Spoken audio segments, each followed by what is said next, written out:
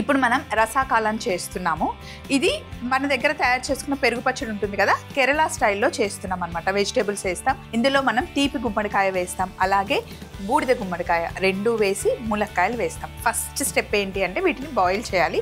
దానికన్నా ముందు అసలు కావాల్సిన ఇంగ్రీడియంట్స్ ఏంటి చూద్దాం. కొబ్బరి నూనె, కరివేపాకు, ఎండుమిరపకాయలు, మెంతులు, ఆవాలు, ఇంగువ, పసుపు, అల్లం ముక్కలు, ములక్కాడ ముక్కలు, తీపి గుమ్మడికాయ, బూడిద గుమ్మడికాయ, బెల్లం, మిరియాలు, జీలకర్ర, బియ్యం, పెరుగు, పచ్చి కొబ్బరి, పచ్చిమిర్చి. సో ఫస్ట్ పొయ్యి మీద ప్యాన్ పెట్టుకొని ఇందులో ములక్కాయ ముక్కలు,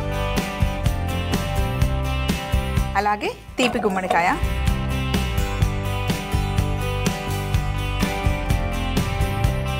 అలాగే బూడిద గుమ్మడికాయ.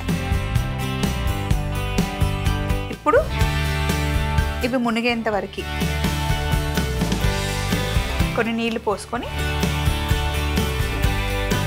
స్టవ్ ఆన్ చేద్దాం. అలాగే ఇందులో మనం ఉప్పు కూడా వేసుకోవాలి. కాస్త మిక్స్ చేసుకొని ఇప్పుడు వీటిని ఉడకనివ్వాలి. ఇవి ఉడికే లోపల నెక్స్ట్ ప్రాసెస్ ఏంటి అంటే ఇక్కడ మిక్సీ జార్ ఉంది కదండి, కాస్త బెల్లం పొడి, మిరియాలు,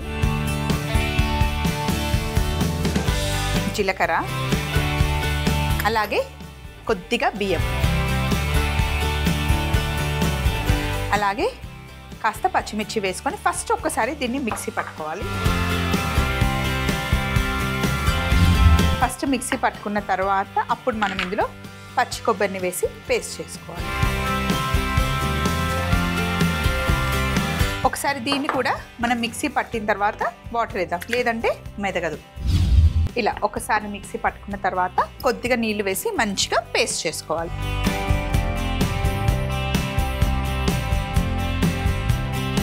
దీన్ని ఇప్పుడు చక్కగా పేస్ట్ చేసేసుకోవడం. పేస్ట్ చేసేసుకోవాలి. పేస్ట్ని బౌల్లోకి షిఫ్ట్ చేసేస్తున్నాను.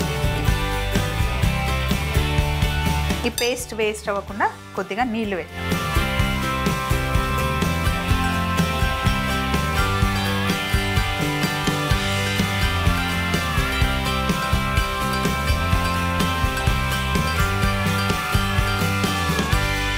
అలాగే ఇందులో ఒక కప్పు పెరుగు కూడా వేసేసుకోవాలి.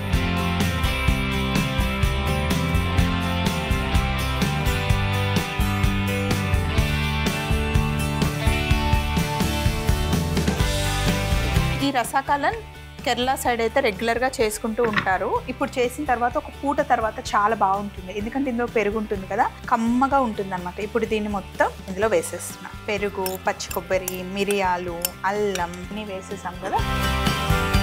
ఇప్పుడు ఒక్కసారి కలుపుకుందాం.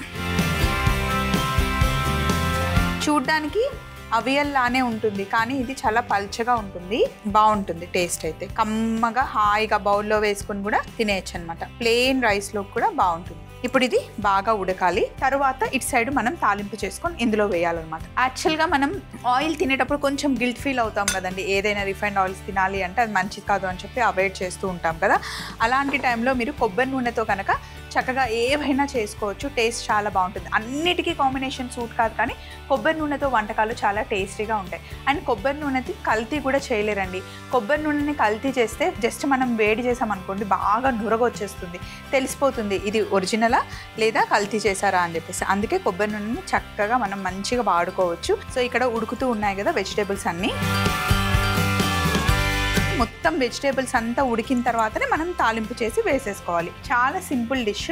ఇందులో మీరు వెజిటేబుల్స్ ఏమైనా మార్చుకోవాలి, లేదా ఇందులో బూడిద గుమ్మడికాయ లేదు ఓన్లీ తీపి గుమ్మడికాయ ఉంది అనుకుంటే మీరు వంకాయలైనా లేదా వేరే వెజిటేబుల్స్ అయినా యాడ్ చేసుకోవచ్చు. ఇంకా కొంచెం చిన్న పీసెస్ అయినా లేదా పేస్ట్ లాగా వేసుకోవాలి అనుకున్నా బాగుంటుంది, కానీ పీసెస్ అలా అలా కనిపిస్తేనే మనకి బాగుంటుంది. తీపి గుమ్మడికాయని కొంతమందే వండుకుంటారండి, అందరూ వండుకోలేరు. తీపి గుమ్మడికాయతో సాంబార్ చేస్తే కనుక చాలా బాగుంటుంది. అప్పుడు మనం బెల్లం వేసుకోవాల్సిన అవసరం ఉండదు. తీపి గుమ్మడికాయలో వచ్చే ఆ తీపే సరిపోతుంది. తీపి గుమ్మడికాయ ఇంకా వంకాయ కాంబినేషన్ చాలా బాగుంటుంది. కొంతమంది చిక్కుడుకాయ తీపి గుమ్మడికాయని కూడా వంట చేసుకుంటారు, అది కూడా బాగుంటుంది. ప్లెయిన్ రైస్లోకి ఇవన్నీ మంచి కాంబినేషన్స్ అనమాట. ఇది ఉడకడానికి కాస్త టైం పడుతుంది. 4 వారాలు, శ్రావణ మాసంలో మనకి 4 వారాలు వచ్చినా 5 వారాలు వచ్చినా ఈ 4 శుక్రవారాలు 5 శుక్రవారాలు చక్కగా మనం పూజ చేసుకుంటాం. అండ్ మన శక్తికి తగ్గట్టుగా అమ్మవారికి నైవేద్యాలు పెడుతూ ఉంటాం, దీపాలు పెడుతూ ఉంటాం. కాకపోతే ఒక చిన్న విషయం ఏంటి అంటే, ఈ మధ్య నేను టెంపుల్కి వెళ్ళినప్పుడు పూజారి ఏం చెప్పారు అంటే, అమ్మవారికి వెండి దీపం పెట్టచ్చు, ఇత్తడి దీపం పెట్టచ్చు, లేదా మట్టి దీపం పెట్టచ్చు. మీరు ప్రసాదాలు పెట్టాలి అనుకుంటే బంగారు గిన్నెలో, వెండి గిన్నెలో, ఇత్తడి గిన్నెలో, మట్టి గిన్నెలో పెట్టచ్చు. అమ్మవారికి ఏదైనా సరే మనం భక్తితో సమర్పిస్తే అమ్మవారు తీసుకుంటారు అని అంటారు. మనకి ఉన్న శక్తి కొద్దీ అమ్మవారికి ప్రసాదాలైనా ఏవైనా మనం నివేదించవచ్చు. అందులోనూ మన టైంని చూసుకొని అమ్మవారికి మనం సమర్పిస్తూ ఉంటాం. కాకపోతే ఇప్పుడు వెండి దీపాలలో, ఇత్తడి దీపాలలో, మట్టి దీపాలలో పెట్టే శక్తి, ఇప్పుడు మనకి వెండి దీపాలలో పెట్టే శక్తి ఉందనుకోండి, చక్కగా నెయ్యి వేసి దీపం వెలిగించేంత శక్తి మనకు ఉందనుకోండి, అంటే మన సంపాదన అంత ఉందనుకోండి, అమ్మవారికి అలాగే ఇవ్వండి. ఇప్పుడు మీరు నెయ్యి వేసి రోజు అమ్మవారికి దీపం వెలిగించేంత శక్తి, ఆ స్తోమత మీకున్నప్పుడు లేదు నేను ఎందుకు ఇంత ఖర్చు పెట్టాలి, ఓన్లీ దీపాలకే కదా నూనె వేసే పెట్టేస్తాను అని అనడం కరెక్ట్ కాదండి. ఇప్పుడు మన స్తోమతకి తగ్గట్టు మన పిల్లల్ని స్కూల్కి పంపిస్తాం, వాళ్ళకి కావాల్సిన బట్టలు ఇప్పిస్తాం, కావాల్సిన షూస్ ఇప్పిస్తాం. దేవుడి విషయంలో కూడా అంతే. మనం పెట్టగలిగే శక్తి ఉన్నప్పుడు పెట్టాలి, పెట్టలేని శక్తి ఉన్నప్పుడు, అంత స్తోమత లేనప్పుడు, అంత శక్తి లేనప్పుడు మన శక్తి కొద్దీ అమ్మవారిని పూజించాలి అని చెప్పారనమాట. ఎప్పుడు దేవుడి విషయంలో ఎందుకు ఇది వేస్ట్ అని మటుకి అనుకోకూడదండి. మనం ఎలా దేవుడిని చూసుకుంటామో దేవుడు కూడా మనల్ని అలాగే చూసుకుంటాడు అన్నది పూజారి గారు చెప్తే నాకు నిజమే అనిపించింది. పిల్లల విషయంలో మనం కాంప్రమైజ్ అవుతామా, మన విషయంలో మనం కాంప్రమైజ్ అవుతామా, దేవుడి విషయంలో కూడా కాంప్రమైజ్ అవ్వద్దు. అండ్ ఉన్న టైంలో 5 నిమిషాలు అయినా సరే, 2 నిమిషాలు అయినా సరే దేవుడు ముందు కూర్చొని కంప్లీట్ మన మనసంతా అక్కడ పెట్టి జస్ట్ దండం పెట్టుకున్నా సరిపోతుంది. మీరు గంటలు కూర్చొని కాసేపు ఫోన్ చూసి, కాసేపు పక్కన కబుర్లు చెప్తూ పూజ చేస్తే అది అసలు ఫలించదు. సో అదొక్కటి నాకు చాలా నచ్చింది మొన్న గుళ్ళో పూజారి గారు చెప్తే. మీకు నచ్చితే మీరు కూడా తీసుకోండి. సో ఇప్పుడు పొయ్యి మీద ప్యాన్ పెట్టాను, ఇందులో నేను కొబ్బరి నూనె వేస్తున్నాను. చూడండి, ఇది ఒరిజినల్ నూనె కాబట్టి, ఇందులో కల్తీ లేదు కాబట్టి మనకి నురగ రాదు. అదే మీరు ఏదైనా కల్తీ చేసి ఏదైనా మిక్స్ చేస్తే కనుక ఆయిల్ అంతా నురగ వచ్చింది అంటే కొబ్బరి నూనెలో ఏదో కలిసింది అని అర్థం. అది ఎప్పుడు గుర్తుపెట్టుకోండి. ఇప్పుడు ఆవాలు, మీరు ఏ పదార్థం చేసినా, పులిహోర చేసినా, ఇలా మనం ఏది చేసినా సరే సన్న ఆవాలే బాగుంటుందండి. లావు ఆవాలు వేయడం వల్ల చూడ్డానికి అక్కడ ఇక్కడ కనిపిస్తుంది, కానీ తినేటప్పుడు పదార్థం రుచినే ఆవాలు మార్చేస్తాయి. సో ఆవాలు తెచ్చుకునేటప్పుడు ఎప్పుడైనా సన్న ఆవాలు తెచ్చుకోండి. అలాగే తాలింపులో కొంచెం మెంతులు మంచిగా వేగాలి. అలాగే సన్నగా తరిగి పెట్టుకున్న అల్లం,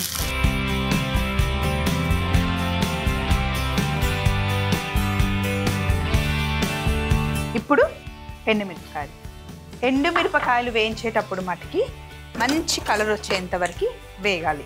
నల్లగా అయిపోయాయి అనుకోకూడదు. నల్లగా అయ్యాయి అంటే అవి బాగా వేగినట్టు. కాస్త నల్లగా అయ్యాయి చూసారా, ఇలా అవ్వాలి. ఇప్పుడు ఇవి పర్ఫెక్ట్గా వేగినట్టు. ఇందులో కరివేపాకు,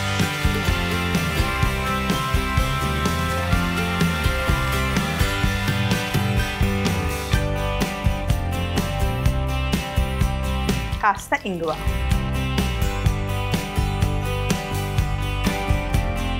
వేగిన తర్వాత అప్పుడు మనం పసుపు వేయాలి. ఇంగువ వేసిన వెంటనే స్టవ్ ఆఫ్ చేసేస్తారు. ఇంగువ కూడా వేగాలండి. ఇంగువ నూనెలో వేగితేనే ఫ్లేవర్ మళ్ళీ బయటకు వస్తుంది. కరివేపాకు కూడా ఇలా క్రిస్పీగా అవ్వాలి. అండ్ ఇక్కడ వెజిటేబుల్స్ అన్నీ మంచిగా ఉడికాయి. కలుపుకొని ఒకసారి మీరు టేస్ట్ చూసేసుకోవాలి.